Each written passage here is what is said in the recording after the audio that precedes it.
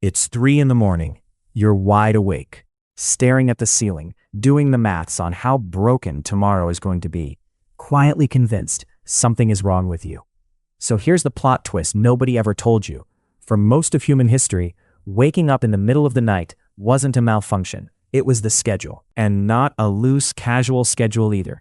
Medieval Europe had sleep so organized it came with names. There was the first sleep. Then, in the middle of the night, everyone woke up on purpose for an hour or two. And then everyone went back down for the second sleep. 2 sleeps every night with an intermission. Your a lot of greats grandmother didn't sleep through the night once in her entire life, and nobody ever asked if she was okay. Because everyone was doing it. The whole village, the whole country, most of the pre-industrial world all running the same nightly rhythm. Down at 9, up at midnight, down again till dawn. And then, we forgot. Completely.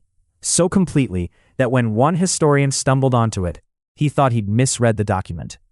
This is the story of the strangest thing your own body does at 3 a.m.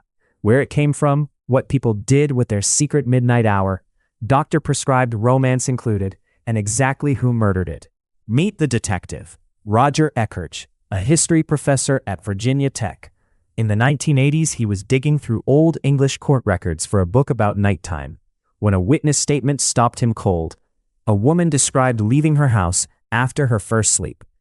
Casually, like you'd say after breakfast. No explanation, none needed. Because here's the detail that gets me. The court clerk didn't ask what first sleep meant. The judge didn't ask.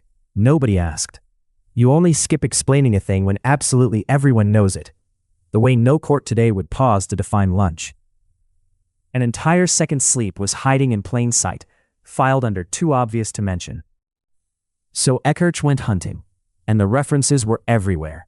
Court depositions, diaries, medical manuals, prayer books, Homer's Odyssey, Chaucer. He piled up hundreds of mentions across languages: first sleep in English, premier sommeil in French, primo sonno in Italian. A lost universal habit, buried across an entire civilization's paperwork. So, here's a user's guide to the medieval night.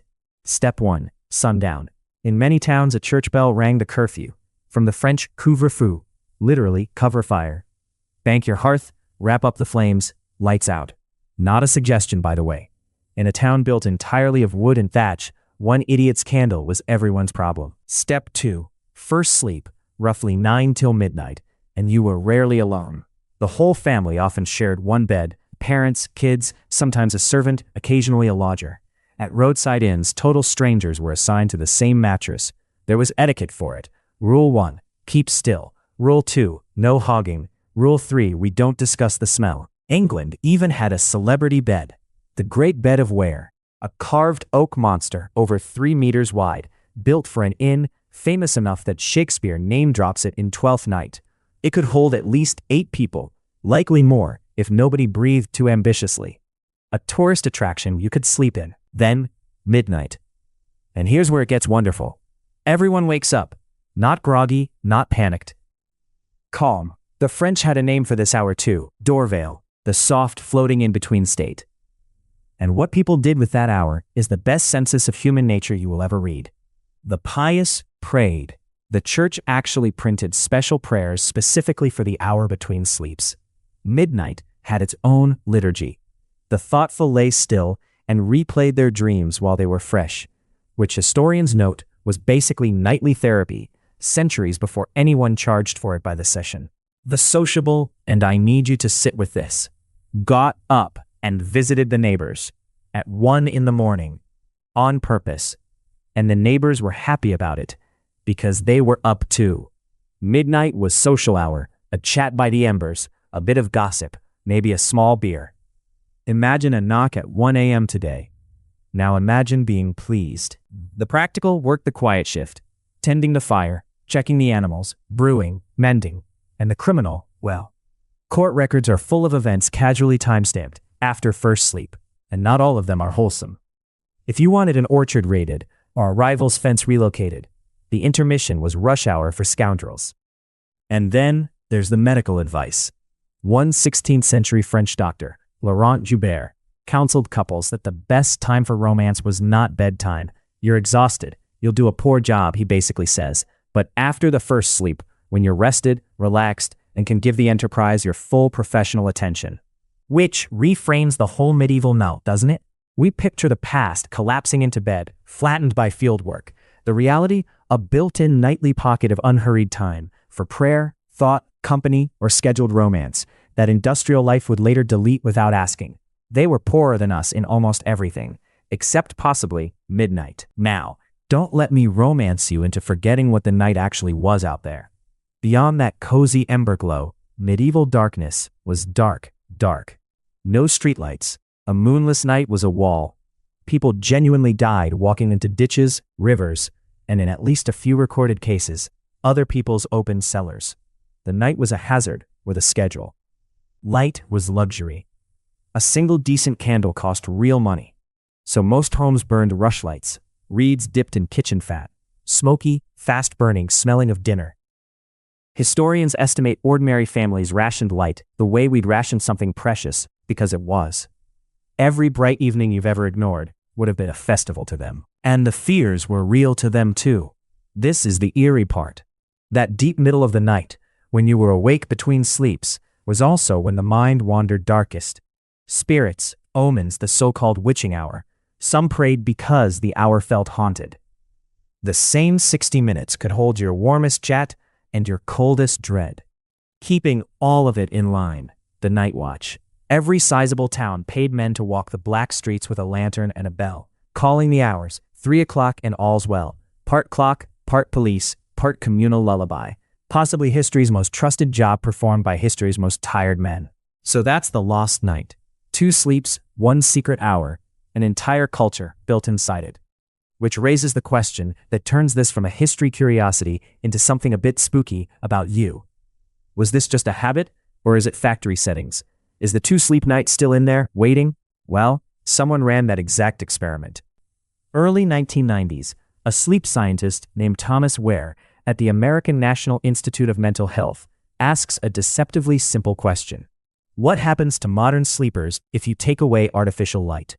He puts volunteers on medieval time, 14 hours of darkness a night, every night, for a month. No lamps, no screens, just the long dark. For the first weeks, the volunteers mostly slept, catching up on what Ware suspected was a chronic, invisible sleep debt half of society is carrying. But then, once the debt was paid, their sleep split. Down in the evening, awake for an hour or 2 in the deep of night, asleep again till morning. 2 sleeps. Nobody told them to. The medieval night crawled back out of their bodies in under a month. And the waking hour between? The volunteers described it as one of the calmest states they'd ever felt. And their blood agreed, elevated prolactin, the same quiet contentment chemistry of deep rest, not 3 a.m. panic, 3 a.m. peace. The Dorvale, rebuilt in a lab, on demand. Now, honest historian moment, because we're fun here, but we're not liars. When scientists later tracked sleep in modern non-industrial communities in Tanzania, Namibia, and Bolivia, most did not sleep in 2 neat blocks. So segmented sleep may be less the human factory setting and more what long dark winters plus no light bulbs reliably produce. The point stands either way. Your body can absolutely do it. Europe did it for centuries. Which brings us to the murder mystery. Something killed the second sleep so thoroughly that your own doctor has probably never heard of it. The weapon wasn't a war or a plague. It glows. And you're probably holding one of its descendants right now. Possibly at, let me check, 3 a.m. The first blow, street lighting. Gas lamps start marching down city streets in the early 1800s, and suddenly, night isn't a wall, it's an invitation. Shops stay open, theaters glow, respectable people go out after dark, bedtime slides later and later, and that long 14-hour night the 2 sleeps lived inside starts getting squeezed. The second blow, the factory. Industrial time doesn't care what your body wants. The whistle blows at 6 whether you've had your Dorvale or not. Sleep stops being a rhythm and becomes a budget line. Compress it, standardize it, 1 efficient block. Workers in bed by 10 and out by dawn. The intermission didn't fit the timetable, so the timetable won. And the third blow came from a man who was practically at war with sleep itself. Thomas Edison, yes, light bulb Edison, publicly dismissed sleep as a waste of time, bragged about barely needing it, and sold the world a device that made midnight optional.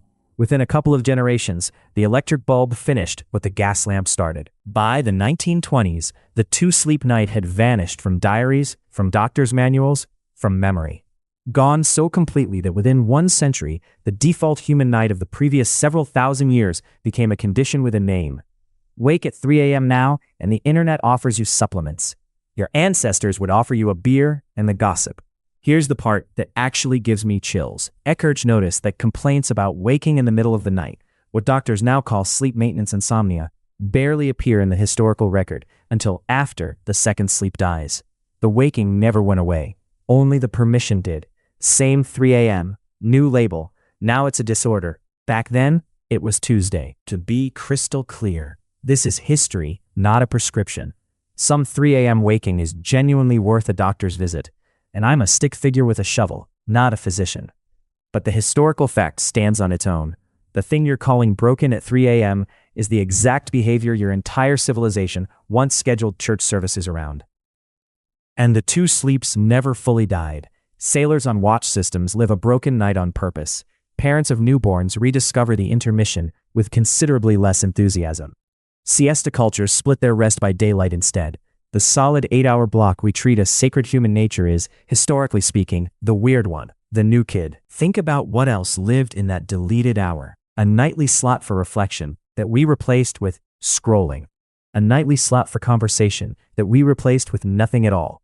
When people mourn some vague, slower past, I'd argue this is the concrete thing they're groping for. Humanity used to have an appointment with itself every single night. It's such a strange kind of loss, isn't it? Nobody chose it. No villain twirled a mustache. We traded the intermission for lit streets, warm hospitals, evening lives, and the entire modern world. An objectively spectacular deal. But nobody mentioned what was in the fine print. Progress rarely does. It just quietly rewrites what counts as normal and lets you blame yourself for the difference. So here's your reframe, and it's yours to keep. Tonight, or some night soon, you will surface at 3 in the morning. The ceiling, the maths, the dread. In that moment, remember, you are not malfunctioning. You are echoing. That's the door veil knocking. The oldest appointment in the human calendar, still on your body's books, 800 years past its cancellation. Lie there like your ancestors did, if you like. Replay the day's dreams while they're fresh. Think. Rest without sleeping. That was always allowed, you know. The panic about the gap is the only genuinely modern part of it. The gap itself? The gap is as old as bedtime. You come from thousands of years of people who loved that hour. So tonight, when you wake at 3 a.m., and someday you will, don't reach for the panic. Say hi to the ancestors. You're keeping the old appointment one last time. And if you're wondering what people did with the other dark hours, the whole long evening, before electricity existed, oh, that story is even stranger. Sleep twice.